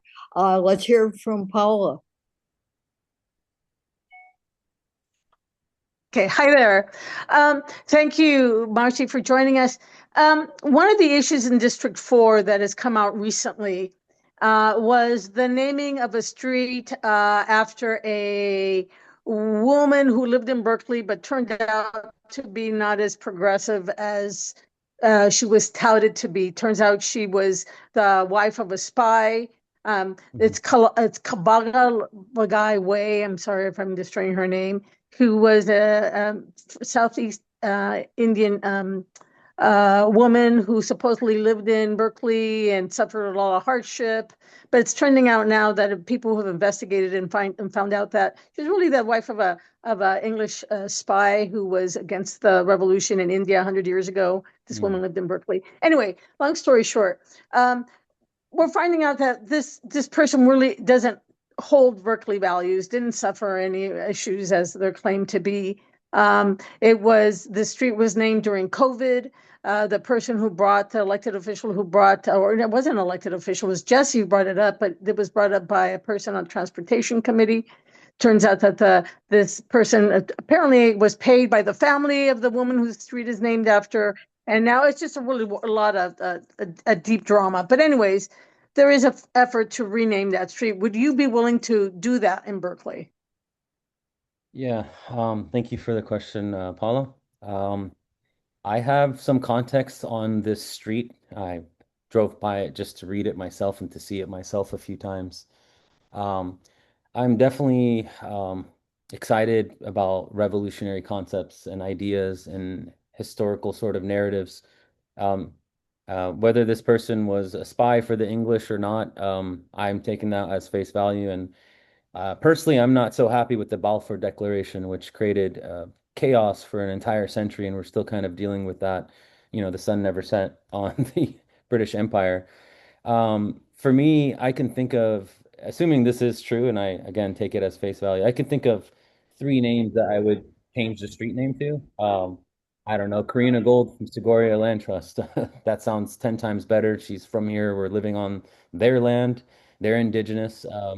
I don't know, Donna Spring or Model Shrek or just anyone but somebody who professes to have progressive values and essentially doesn't. And that's also an ode to the former mayor of Berkeley, who also, to my knowledge, ran on progressive values and just essentially sold out their constituents for maybe political maneuvering or, moving up the ladder. And so this is something that I would absolutely fight and want to change. And I will specify and qualify that regardless whether I was elected to serve on city council or not, we need a slate, being the odd person out on an issue is one thing, but when you have others who share in similar values, then we can get things done. Otherwise, it's just, it's very difficult and you're presented with obstacles. But yes, to answer your question, I absolutely would fight for something like this. Okay, we can actually really hear from Nadine this time. Nobody. Thank you. Thank you. Sorry, guys. I know I'm listed as Paula. I tried to change that. It doesn't work. So at the moment, I want to borrow from Javanka. Nice to see you, Javanka. Majdi, what sets you apart from your opponent? Actually name specifically different things that you've seen him do that you would do differently. Thank you, Nagin, also known as Paula number 2. Yeah, that's a great question. I don't consider myself someone to flip-flop on issues. I think it's generally okay to receive new information and be swayed because we are human beings. And if I feel something about, for instance, the ferry building and how it might help commuters because the Bay Bridge is just bumper to bumper, but then I receive information on what it does to the landscape, to the people who go fishing there, the people who use it as a meditation, work-life balance, or some sort of just space that they enjoy. It's okay to be swayed and to change your mind subtly or even on some issues as such, but to completely go from, I want to support a ceasefire, for instance, about a conflict or an asymmetrical conflict in the world, and then change my mind, even though 80% of a certain political party wants this done, and then just completely renege on that. That to me is not something that I would do. If I tell you I'm running as a progressive and then I start to do things that are borderline fascist, then I also wouldn't be doing that. Some specific examples I wouldn't do. I believe my opponent not only supported but co-endorsed the removal of a threshold for R&D startups at the Innovation Hub in Berkeley. Previously, it was $1 million for government grants. Now it includes philanthropic grants. There's no ceiling. So if I'm a medical startup at this Innovation Hub and I receive $20 million from the Mark Zuckerberg Foundation or from a government grant, I'm not paying taxes on that. Whereas small businesses who are selling flowers or cheeseburgers or lattes, they derive their revenue from the people and the taxes come out of those sales. And so I would level the small business and sort of corporate playing field and not just say that I want to revitalize downtown, I want to help small businesses. I also wouldn't vote for an increase on health fees. And to be fair, that was unanimous across the entire council. So those are just two quick examples I'm thinking of. Yeah. Okay, we have time for one more question, Thank you.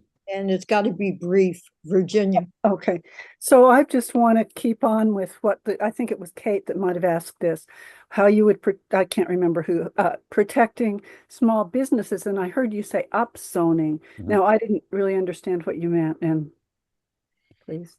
Sort of like a follow-up on what I meant for upzoning? Yeah, what did you mean you would do upzoning? No, I would scrutinize upzoning. And so upzoning is often touted as a tool to build more housing. And of course, we need to build more housing. We have to build about 9,000 units by, I believe, 2030. And so there is a shortage, but there are other methods to, engage in stronger impact studies for the neighborhood, making sure that we're not driving out people. So renters, we saw this in South and West Berkeley with the Black population.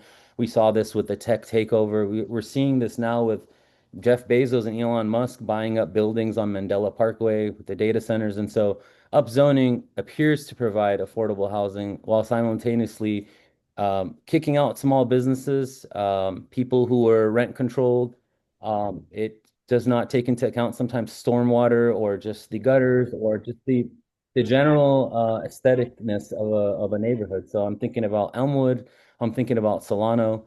And again, it's much like the bike lane argument. I'm not against bike lanes. I have a bicycle, I ride a motorcycle. It's just the Hopkins situation, much like upzoning. They use a smoke and mirrors argument to make you think like this is good for safety, this is good for affordability, but the consequences are often just overlooked, or we're forced not to talk about them, or we're called anti-bike and anti affordability. And so I think that there's a lot of division around these topics, and people often get it confused. Again, we want affordability, we want bike lanes, but not at any cost, not with runaway building for developers and they get what they get, and for the few hundred bicyclists who get bike lanes, and the small businesses are losing 145 spots.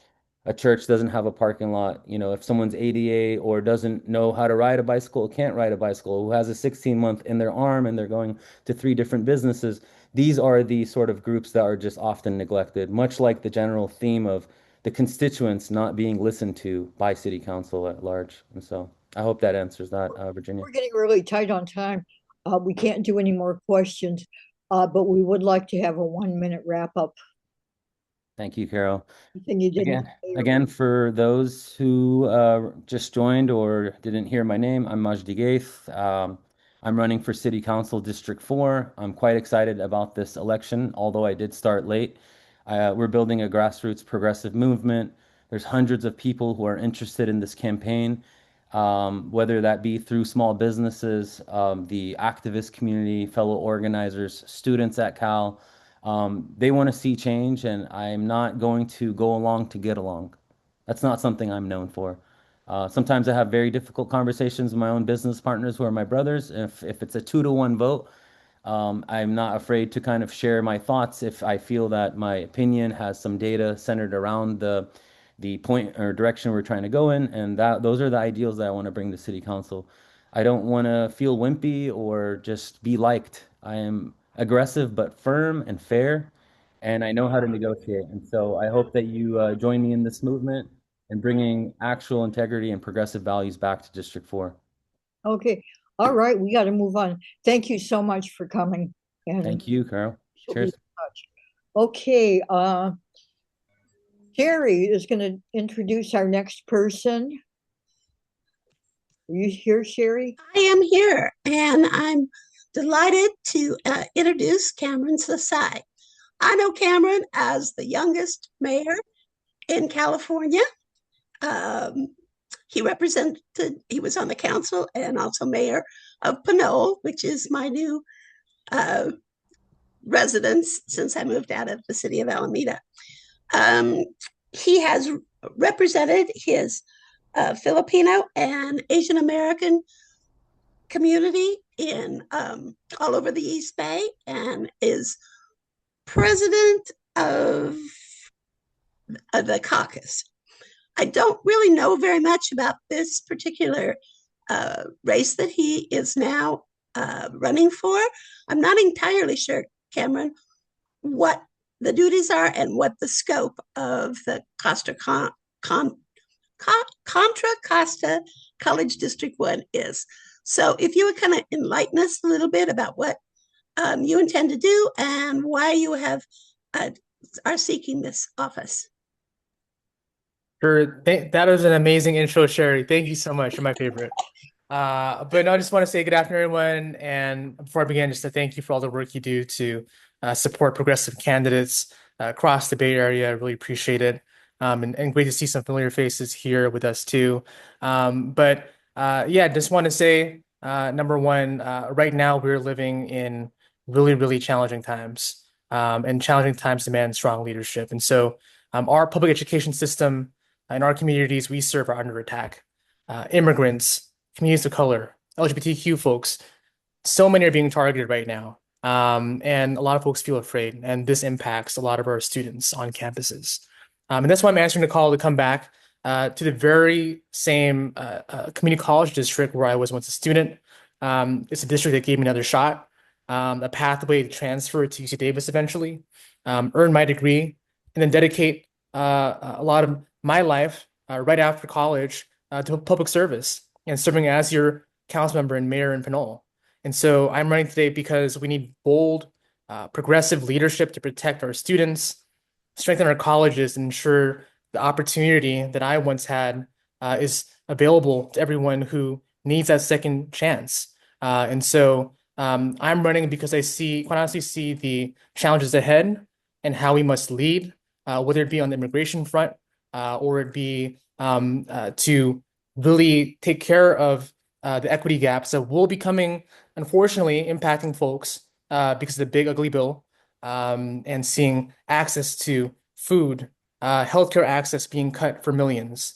Community college students are part of that and experiencing those issues in real time.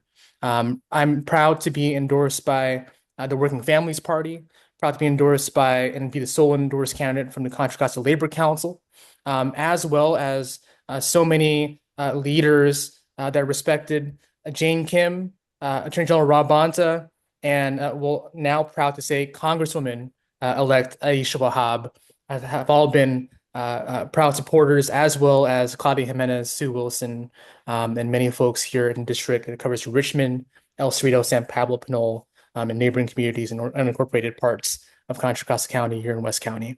And so that's why I'm running. And I'm happy to dive in more into just the general platform that we have. But again, right now is the time when we have to look out for working people, ensure that we have fiscal stability, and advocate at the state level to ensure that our long-term financial status as a district allows us to provide for working people, give them the compensation, the benefits that they just so deserve, especially right now in the midst of an affordability crisis. And so my main priority is to keep working with our local unions, AFSCME Local 1, and United Faculty Association, to keep advocating for them, being their fighter, and being a voice for students and working people on this board. Thank you. I'm going to take my privilege and ask you the first question. Is this just one college or is this many colleges? How many students and what's the scope of this region? Oop, did we lose you? Am I muted? I think you're muted. There you are. Okay.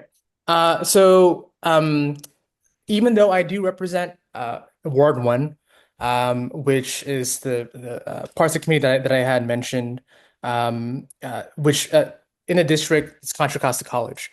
So that's the primary campus that is in my district. But there's 3 campuses. There is Contra Costa College, there's Diablo Valley College, and there's Los Medanos College.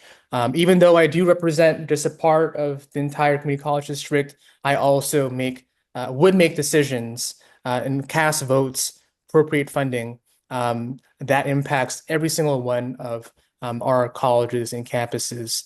Right now, the entire district serves around 42,000 students, so the impact is huge. We have a $280 million operating budget, and in terms of facilities. There's so much that we have to do to continue doing to make sure that we attract more students to our colleges. And so, just to answer your question in brief, there's 3 colleges: LMC, DVC, and Contra Costa College. I'm proud that and a proud alumnus of both Contra Costa College and DVC. Okay. Anyone else have questions for Cameron? Mark. I'll ask you a question.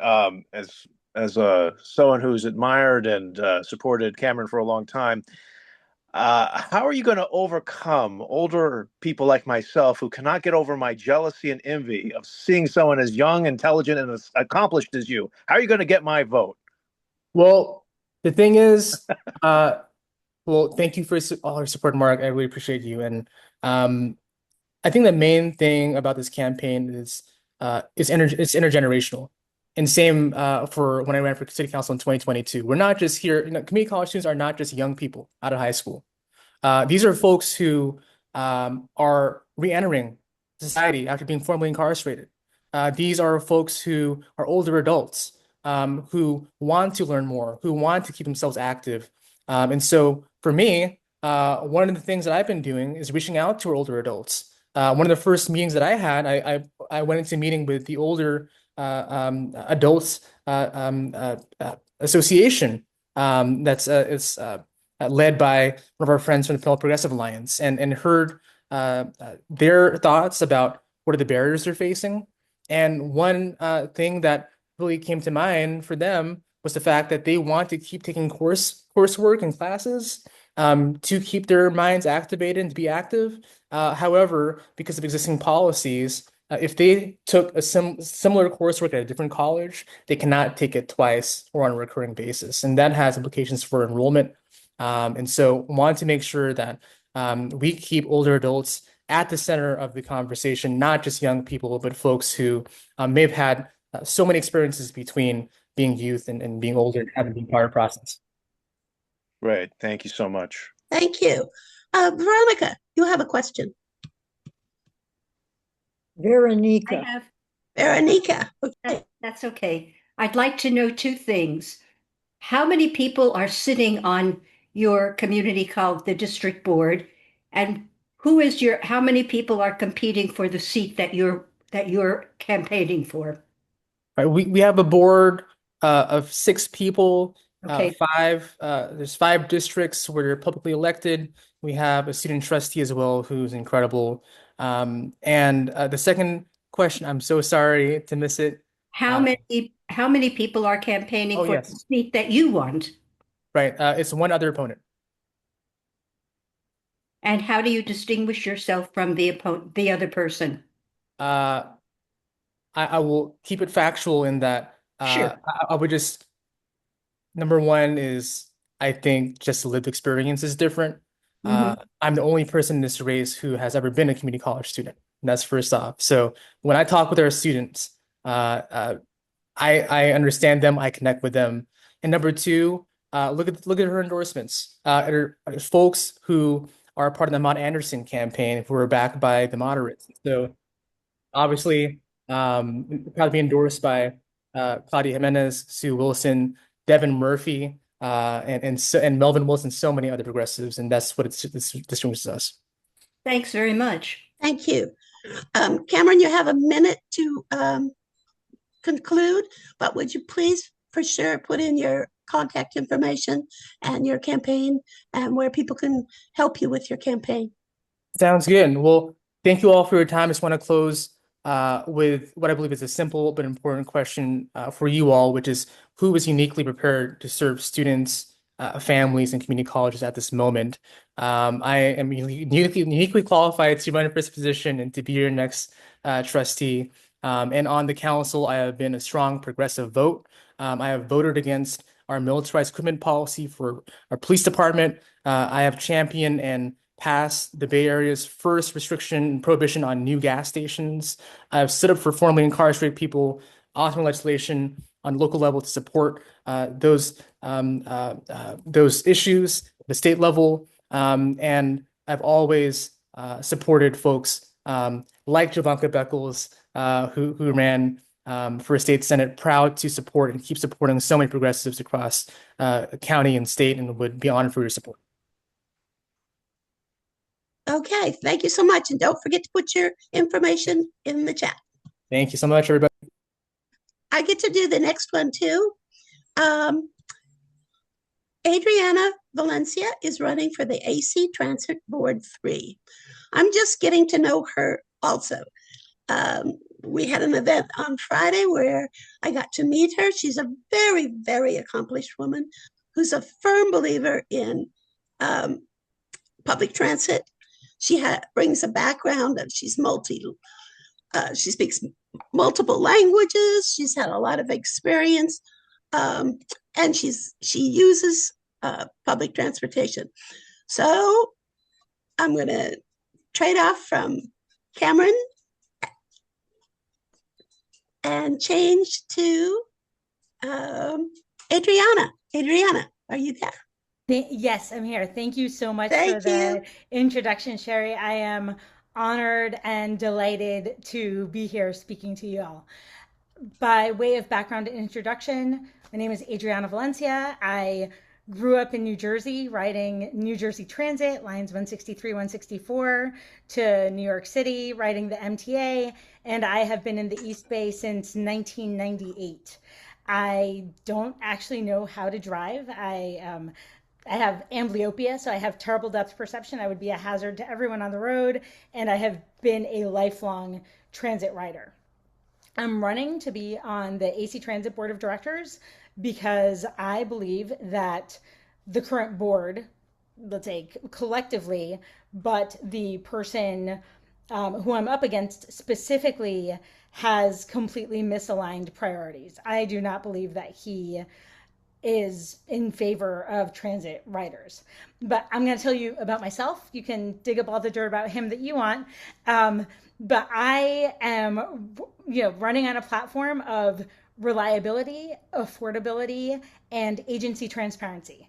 I believe that the bus should come when it's supposed to come, and I'm committed to doing a root cause analysis of why, for example, the number 7 bus that I was going to take an hour and a half ago was canceled when it's a bus that comes once an hour.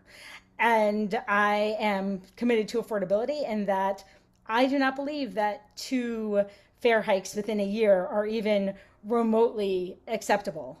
And in terms of agency transparency, I believe that the agency should be extremely public about what it does with its money and how and why. And I'm a transit rider, and I believe that transit should deeply be a public service because this is something that benefits us all as a society, and that's where I want to take the board of AC Transit. So much. Now we're going to have questions. Yeah, that was your opening. We'll have about 2 or 3 questions, and then you'll be given about a minute to summarize. So we have a question from Paola. Hi there. Thank you. Thank you for running. I do have a question. So there is a proposal being put forward by BART, or to measure, to increase the sales tax across the 9 counties, if I understand it correctly, of San Francisco Bay Area, to make sure that we're funding BART. It's really interesting to me.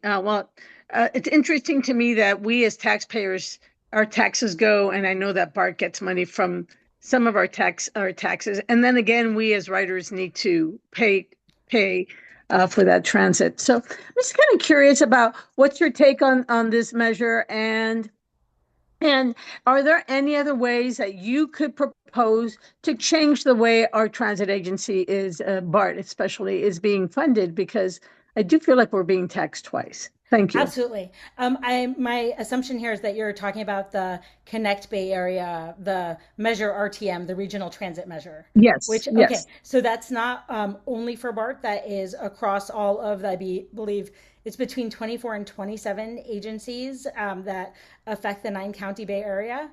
And I support that particular measure because I think for example, I think AC Transit has dug too deep a hole, and that there are two possible futures. There is, let's say, a future in which that measure passes and the level of service across all of the agencies affected can be the same or improve, or let's say the scenario in which that measure doesn't pass, and then, for example, AC Transit goes into its contingency plan, which cuts service by 16%, BART cuts service by 70%, and that's essentially a death spiral.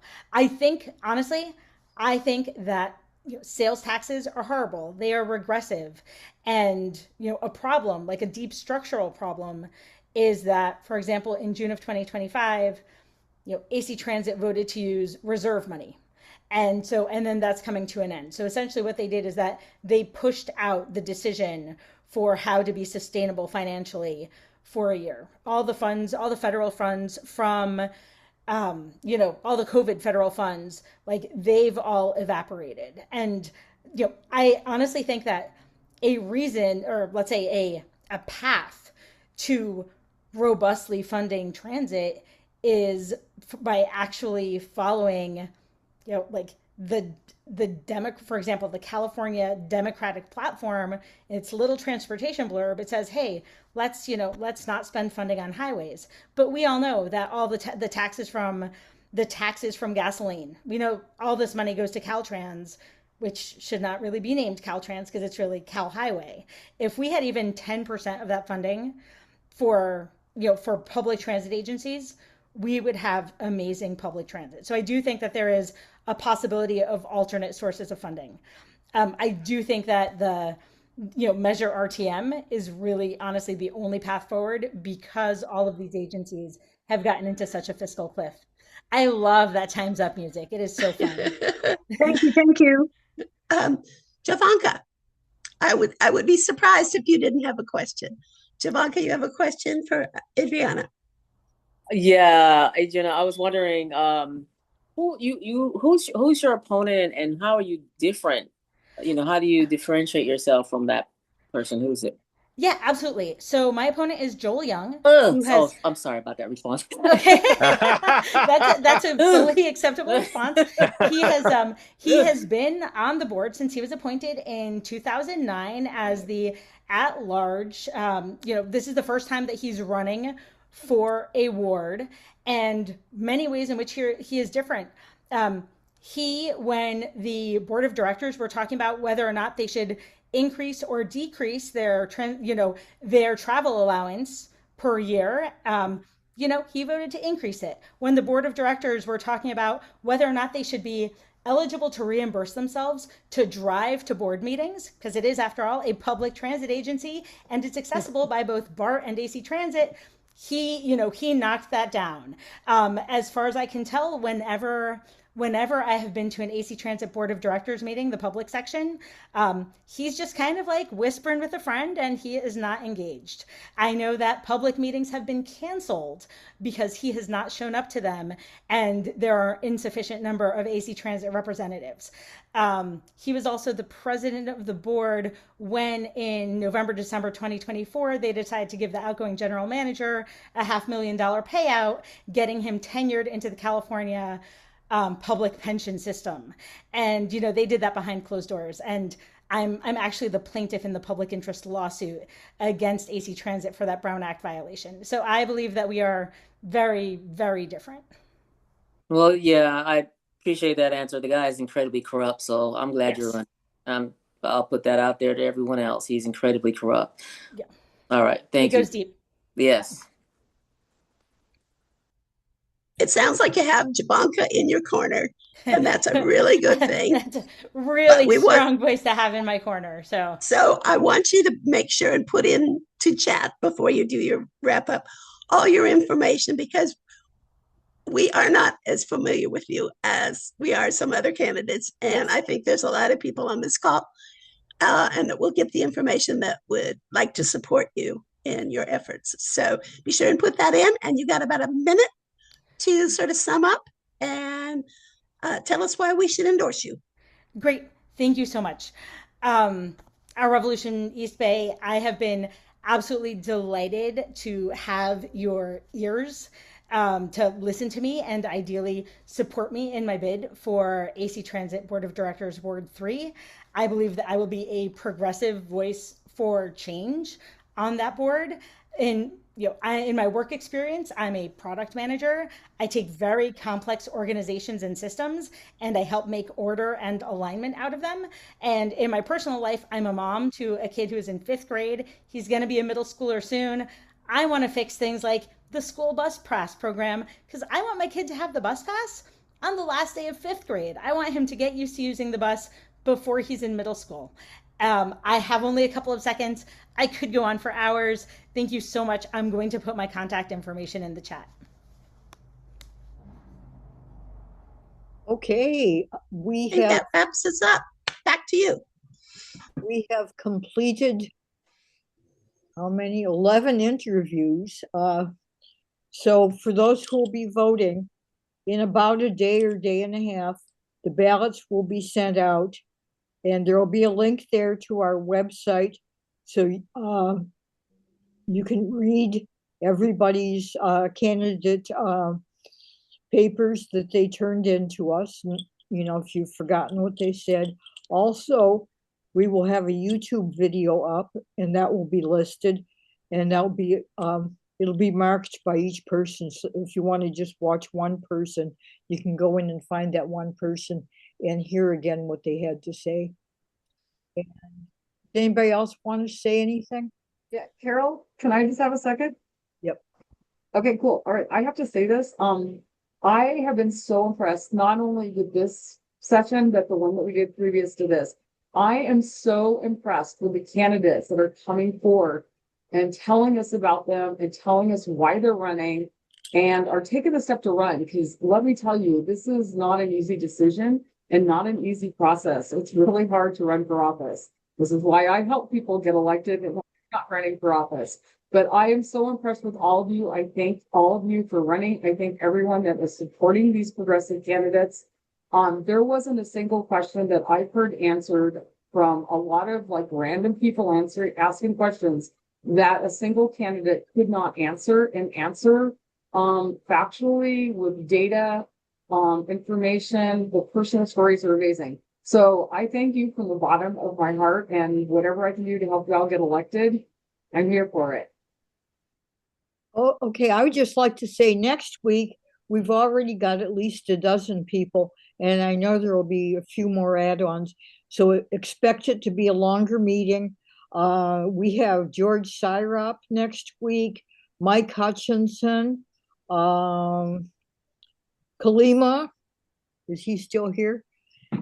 It's going to be, and a whole bunch more people. It's going to be a really good meeting. Okay, anybody else want to say anything, or is that it? Anybody hasn't? Can I make one more commercial? Yeah, go for it. Okay. The way you get to vote next week on those candidates is if you've attended this meeting, so that checks off the participation part of your membership. You also have to update your 2026 dues. So does somebody want to put that in the chat of where they do that? So if you want to vote next week, you need to pay your dues. And hopefully you will work for all of these candidates because they're so great. Yeah, we're at a time in our history right now where a lot of progressives are getting elected, and let's get a lot of these people out there too. Kalima, you have a question? You want to say something? Yeah, if anyone can hear me, on Monday I have to help one of my constituents keep their home, and I have amassed about 197 pages for their defense, and I just ask for you to pray for them. So thank you. Whoa. That's heavy, Kalima. That's really heavy.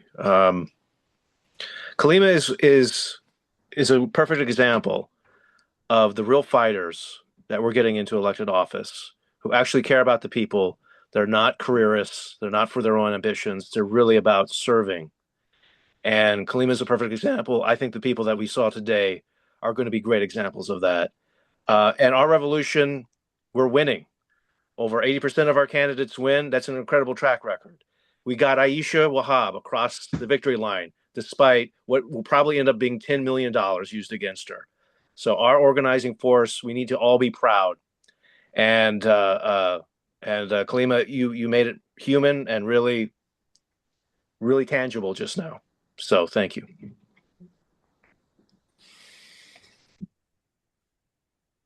Okay, bye all. See everybody. See you later, everybody. See Thank you you. next week. Watch for your ballots if you are a member. Thank you.